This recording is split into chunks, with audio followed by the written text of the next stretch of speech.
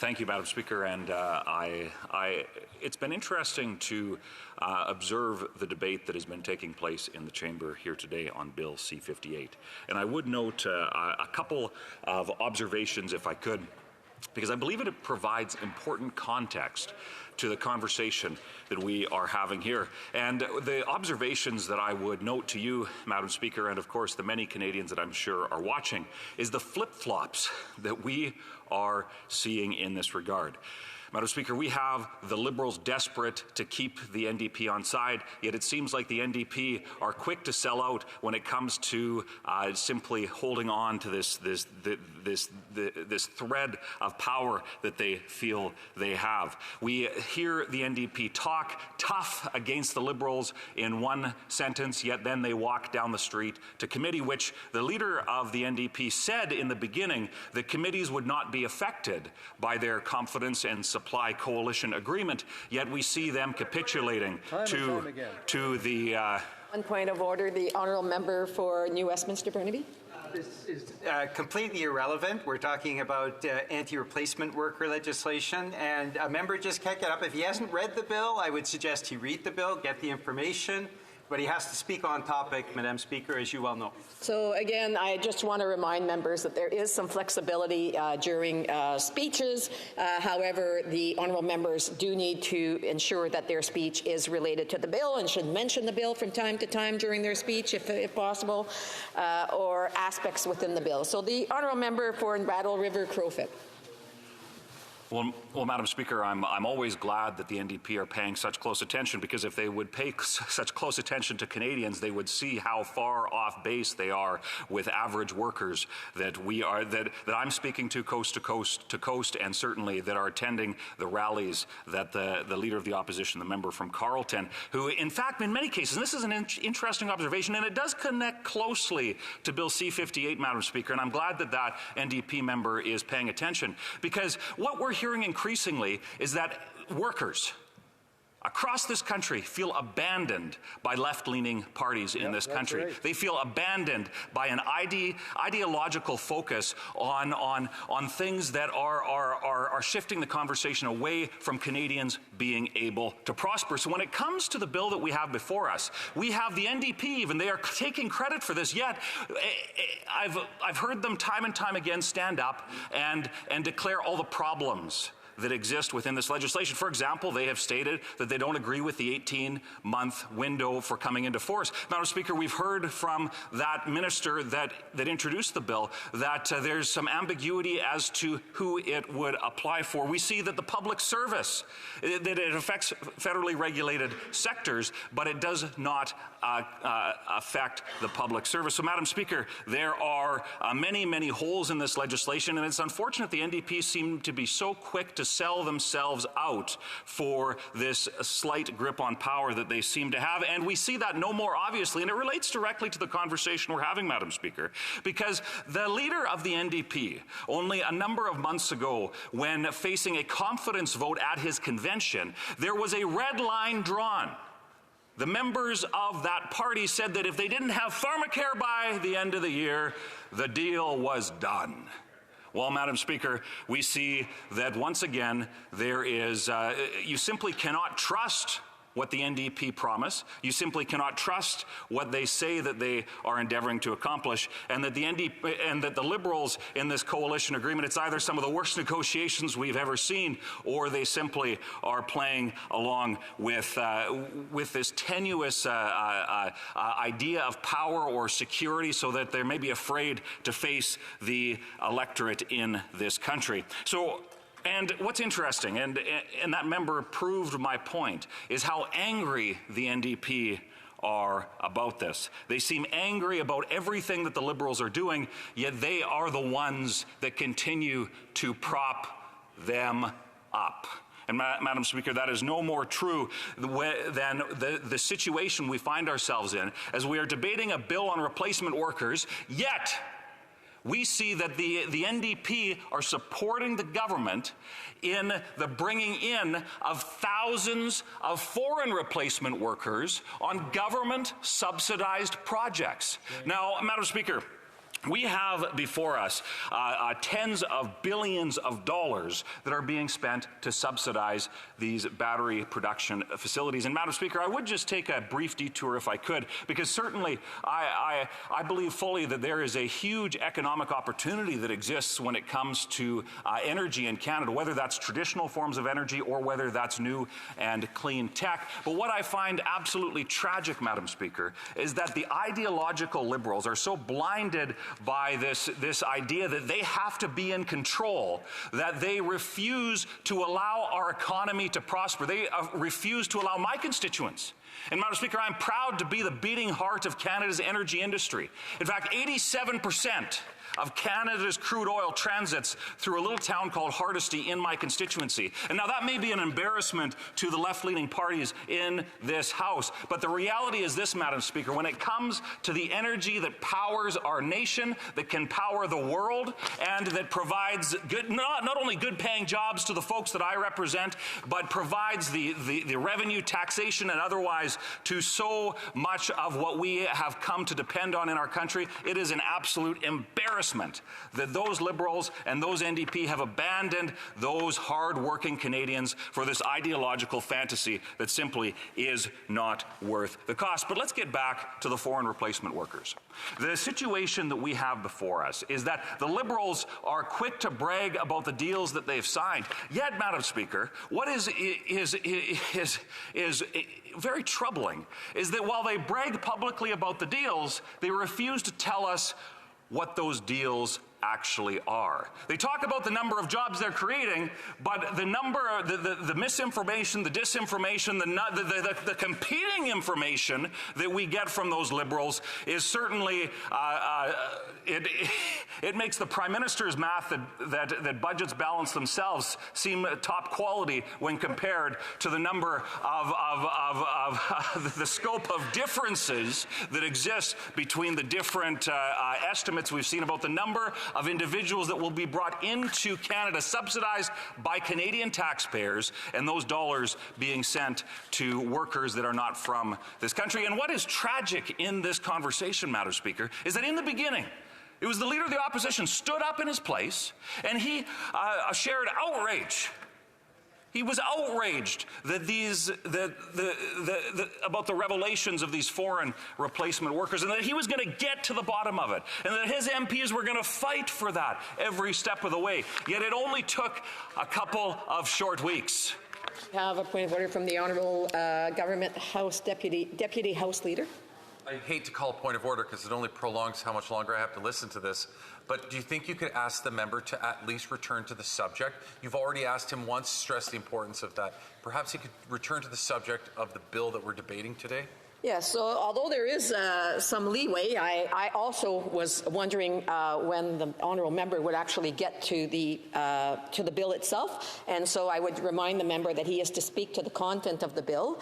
Yes, he can add some other content in there, but you know, he should be focused on the bill that is before the House. I have another point of order. The honourable member for Provencher. Point of order, Madam Speaker. I was listening very closely to the member giving his speech, and he was talking about the replacement workers coming to the Stellantis battery factory from South Korea. This is a replacement worker. This is a replacement worker piece of legislation, and he was directly referring to the replacement workers that the Liberals have authorized. To come so again, I do want to remind members, I appreciate the honourable member adding to the conversation. Yes, the honourable member has added a very minimum quality in there, but I just want to make sure that the debate is actually on the bill itself, and I do want to allow the honourable member to finish his speech. He has almost 3 minutes. I have another point of order, sorry. The honourable member for Esquimalt-Saanich-Sooke. Madam Speaker, if we're going to be talking about the topic of this bill and use the term replacement workers, I'd just like to point out that temporary foreign workers, whatever people feel about them, I happen to think that temporary foreign workers are a good addition to our economy. However you feel about them, they're not replacement workers under this legislation. And so either the members of the Conservative Party are confused or they're deliberately... I'm sorry, that seems, I had to, and I apologize, I had to actually put my speaker on even more because I couldn't hear the honourable member that well, but I did get the gist, and that would actually be a point of debate. So the honourable member for Battle River Crowfoot. Thank you very much, Madam Speaker, and it's certainly always interesting how when I speak the truth in this place, to the level that it triggers the left in this country is certainly astounding, and that couldn't be more true than the fact that while we debate the concept of a bill that would supposedly ban replacement workers, although there are some clauses that you could drive an electric vehicle through. It is quite fascinating that these other parties here, and in particular the NDP, and to just emphasize the point that I was making, and I think it has to do with the credibility to which the NDP are claiming on this legislation, because while their leader and their members stood strong demanding answers, it took only a couple of weeks, Madam Speaker, for them to back down, for them to literally, and I wish I was kidding here, but instead of demanding that a parliamentary committee get the answers, get the contracts in this case, to see the contracts so that Canadians could know for themselves exactly what we were talking about, the number of replacement workers, what was negotiated on behalf of taxpayers. This is not, just a private company and a private company or private individuals. This is a minister of the Crown and a government department negotiating to the tune of tens of billions of dollars in tax dollars. Now, it's not the government's money. That's Canadians' money, Madam Speaker. Yet, instead of demanding accountability, although they feigned outrage in this place, what did the NDP do at committee? They backed down and said, oh, we'll just file an ATIP. Instead of demanding answers, oh, we'll just file an access to information request, and the government has repeatedly refused to abide by the most basic measures of accountability to provide the answers that Canadians deserve. So when it comes to the subject matter of what we are here debating today, Madam Speaker, it comes down to the idea of trust. And for the NDP, I don't know how they can continue to trust the Liberals. For Canadians, it is increasingly clear that they cannot trust the left-leaning coalition that governs this country. Because when it comes to the best interests of workers, Madam Speaker, it is clear, it is crystal clear that they do not have, whether unionized or not, whether a new sector in the economy or a traditional one, it is clear that the left-leaning coalition in this country do not have workers' backs. Well, Madam Speaker, the good news is Conservatives do, and we're going to bring it home for Canadians. Questions and comments. Questions et commentaires. L'honorable député de... The honourable member for Thérèse de Blainville. Thank you, Madam Speaker. Indeed, Madam Speaker, once again. This is the third time now where our Conservative colleagues talk about replacement workers in battery factories, foreign workers, essentially. We're not talking about the same thing here in C-58. There's a difference. There's a huge difference. C-58 talks about replacement workers, but it's a different definition. I think the Conservatives know this. What they're trying to do, what this bill is trying to do, is to stop scabs from taking over positions during labour disputes. It also seeks to institute a law that would stop recourse to scabs. Therefore, making this labour dispute continue. This is a huge difference in definition. Since 1977, we've had anti-scab legislation. So my question is clear. We're talking about anti-scab legislation. Does my colleague agree with this bill? Will he vote for or against Bill C-58? Crowfoot. Thank you very much, Madam Speaker, and I appreciate the question from the Bloc, and appreciate that the Bloc have been willing to partner with the official opposition in the sense that we are demanding answers, unlike the NDP that have abandoned their principles, sold out their ideology to simply attain power, some tenuous grip on power. Remind the Honourable Deputy House Leader that I just reminded others a while ago that when someone else has the floor, to please wait until the next time for questions and comments if they wish to contribute. The honourable for Battle River Crowfoot. So thank you, Madam Speaker, and appreciate that they're demanding answers on this, but I think it bears this close connection because, and it comes down to the very fundamental idea of trust. We need to look closely at the legislation we have before us, but can we trust those who have proposed it? But Madam Speaker, when it comes to workers, whether it's farmers in my constituency or energy workers, or whether it's manufacturing in Ontario or coastal port workers, Madam Speaker, it's time for a party that supports workers and prosperity in this country, and unfortunately they've been abandoned by Canada's left, but don't worry, Conservatives are here to bring it home for all Canadians. Questions and comments. The honourable member for Sandwich Gulf Islands. Thank you, Madam Speaker, and my honourable colleague from Battle River Crowfoot. It's my first opportunity to speak on C-58, so first of all, I want to put on the record that Green Party supports this very important legislation. It's time for our Parliament to act to protect workers' rights. I used to practice in the area of labor law with a firm in Halifax back in the day that represented trade unions in specializing in labor law.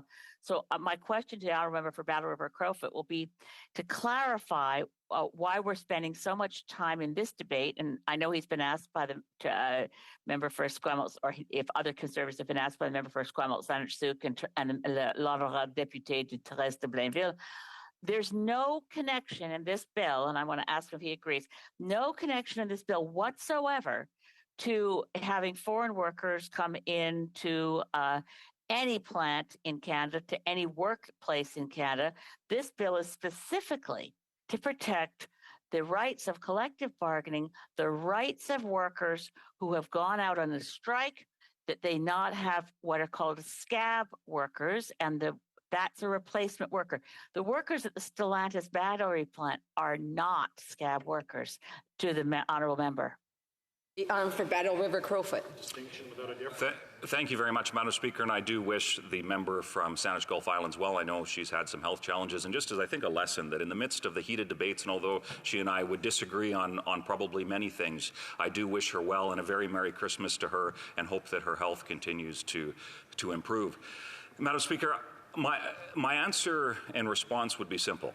If we had the answers to the very basic questions, being able to see the contracts, being able to understand what the labor negotiations were included in those contracts with Stellantis, or the number of other major contracts that this government has signed but refused to provide details on, we could definitively say exactly what that member is suggesting. But, Madam Speaker, the problem is that because the government refuses to give us the details, we can't definitively say that that is not the case, and it's unfortunate that the NDP especially won't join us in demanding that accountability.